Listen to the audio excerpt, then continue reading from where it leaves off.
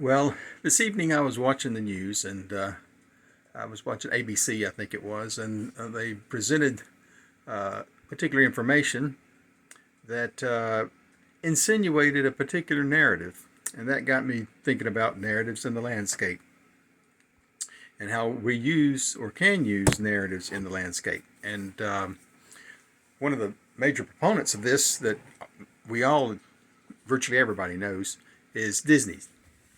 Um, when you visit Disney, you're visiting a place that has narratives. You go to the different parts of the park, whether Frontierland, whatever, or Universal, any of these places, like Harry Potter, uh, that area of Universal, they have narratives. And the whole narrative experience is to create something that is real enough that you sort of feel like you're there. And of course, theme parks have always been a little hokey along that line, but some people have worked very more seriously to have serious narratives in your landscape. So uh, places that you might you've watched maybe Downton Abbey or different movies, Pride and Prejudice or some of those movies, and you'll see elements that have been used over the centuries and to create a sense of narrative. And that's largely about what follies were. That's what I'm mentioning those movies. There, you see people either going to the folly, hanging out at the folly, or looking across the landscape at the folly far away. And that was the whole point of these buildings, which or structures, which sometimes you'll see a show. I saw one mystery show where they actually like had a tomb that was a folly, where the family tomb was a folly. But often they're just structures that don't have any rooms in them or anything. They're just sitting there. Sometimes they're ruins, the ancient ruins. So this place that you're at is the estate of this nobleman. It is an ancient estate, and that's an ancient ruin, maybe a former residence that you can be insinuated from it. What is that over there as your visitor comes to see you? So it gives you a story to help you relate to the landscape. So we go home to our homes.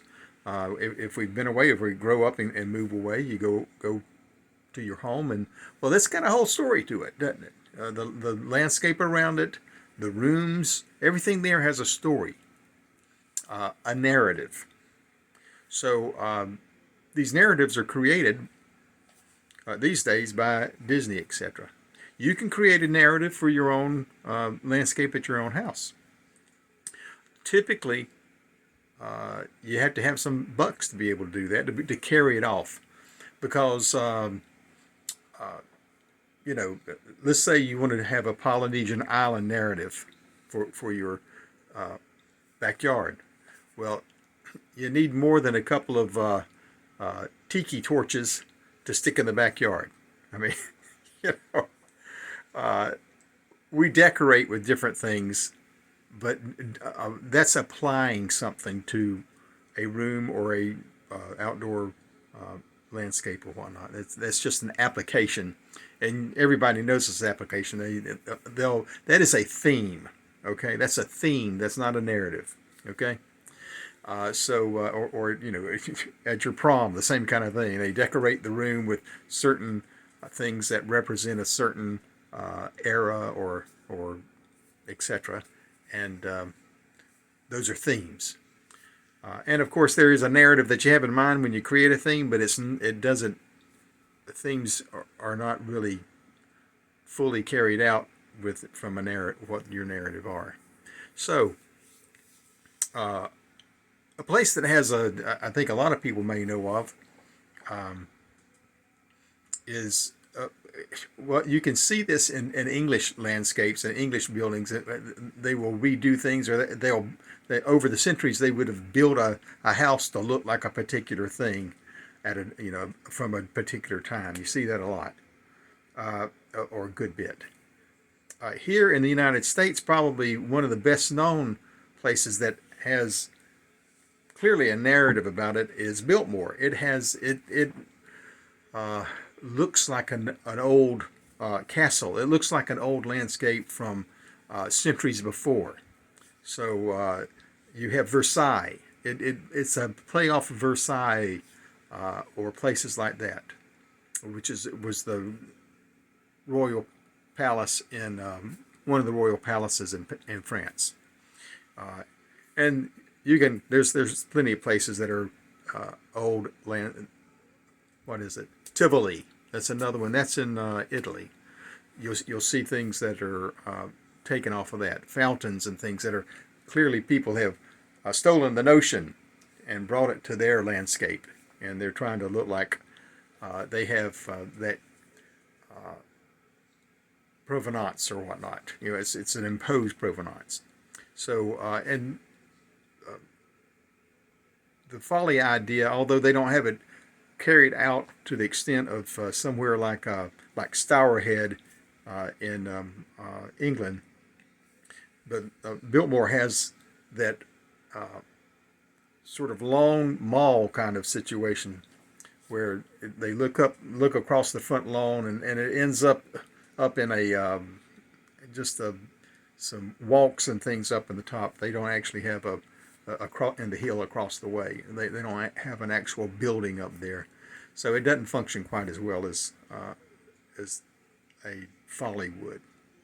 But anyway, my point is that the Biltmore estate looks like a castle, or a castle from England or France or something like that. That's what it's supposed to look like. And it's stolen all of these historical aspects of the landscape that are European and not particularly American, because America's new. And of course that's what America did, is we just sort of stole the various stuff from across the sea as far as our aesthetic goes.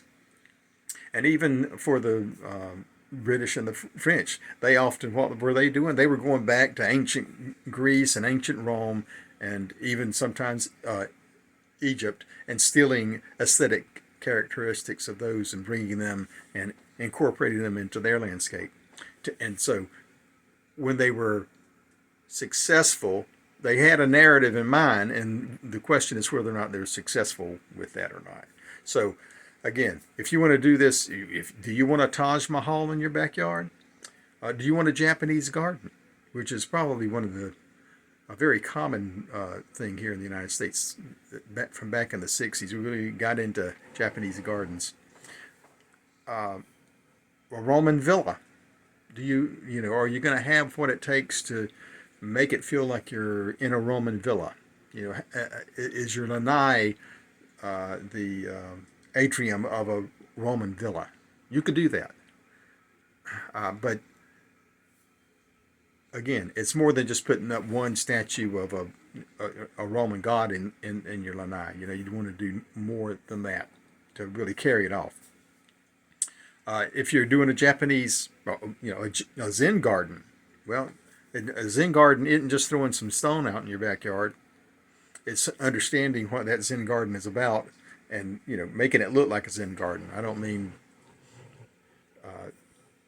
to worship just for the aesthetic of it, but Japanese gardens, normally there's water, and it's very curvilinear, very naturalistic. But you may not have room to do that, and if you're going to do that, then you'd have to at least think about how can I scale down this idea of a Japanese garden. Anyway, those are some things to think about. So most often, where these narratives are best incorporated are in places like resorts or estates, wealthy people's estates or resorts. But when you're working on landscape, your own landscape, that's just something to keep in mind. Is, would I like to have a particular narrative for my garden? Do I want to put, instead of having just some tiki candles out, maybe you could manage to put what straw, not what do you palm fronds on the roof of your shed, of your potting shed in your backyard, or something like that. Things that would make it look like you're actually on a Polynesian island, and have a sandy path to it instead of a paved concrete path to it.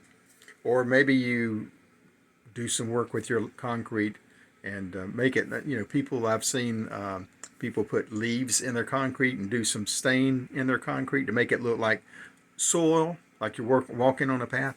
That's something you might do to help to enhance the narrative of your backyard, of your landscape that you're designing. So, just some ideas about narrative, and anybody can incorporate them, but few of us do. Anyway, to get back to what brought up this narrative idea in my head, and I just thought I'd share this as well. So I saw a report where someone had sent out some very ugly emails to some black people, a whole lot. You might have seen it on the news tonight yourself. And what it stated was something that wasn't kind, and it was evil. But the narrative that it was being implied is that it was done by some racists. And I'm not quite sure it was done by, well, maybe they are racist, but it's not done by the particular group that they were implying it was done by. It really looked more like somebody trying to stir up trouble. And people who want to stir up trouble will tell you lies to create trouble. So you have to be careful what you're listening, what you're taking from the news, because they often, from my experience, have a lot of narratives that they try to push on us, and they're not always based in truth. So we need to try to live lives of truth, lives of integrity, and we can't do that if we're chasing silly narratives. Have a good day.